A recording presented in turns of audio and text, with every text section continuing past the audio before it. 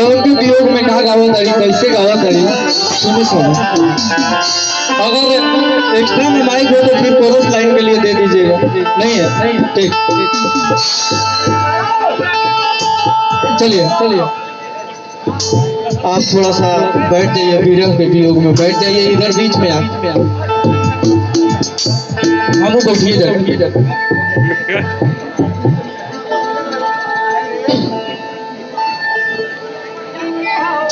Hello चलिए चलिए कि विरह वियोगिनिया बना गई लबालमो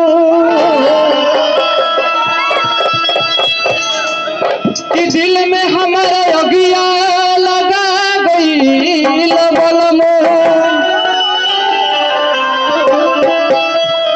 अरे हमके घर छोड़ के अकेले घर छोड़ के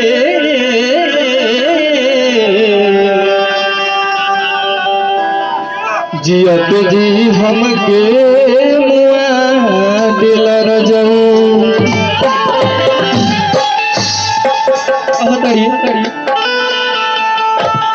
कि गाँवा ना करा के राजा चल गइल बहारा कि अरे अही बना तो चल जाइब अरे हम हो नहीं हारा। लड़की के सुख स्वार्थ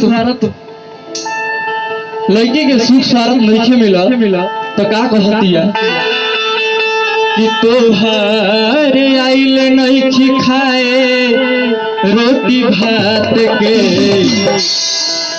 बुझत नहीं खो हमारा बात के। लड़की के स्वार्थ नहीं के मिलत भाई, लड़की जौन खोजतिया मिलत बा ना तो कोनो भाव कि गावा ना करा के राजा चल गइला बहारा और बच्चा तो चल जाई बहु नहीं हारा। गावा ना करा के राजा चल गइला बहारा और बच्चा तो चल जाई बहु नहीं हारा।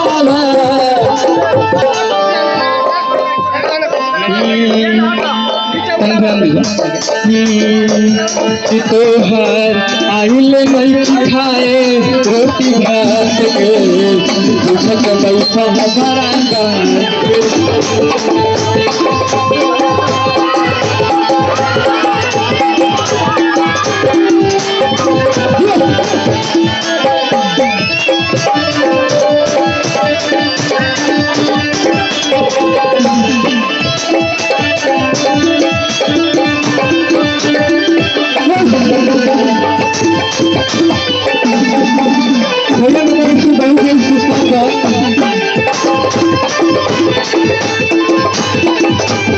आगे का काम किया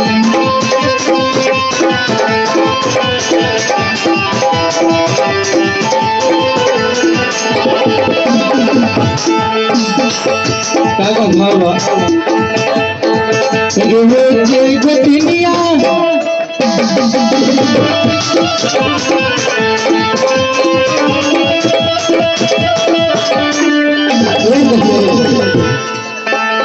आगे कहा किया रोजे गोतिनिया बना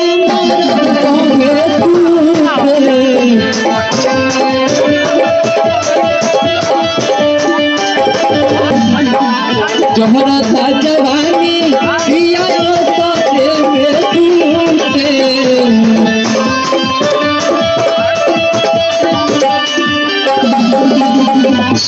रोजे गोतिनिया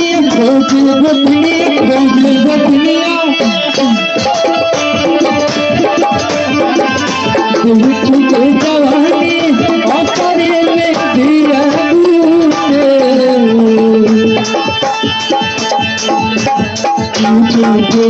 दिया क्या परात में बुझत नहीं हमारा बात के बुझत नहीं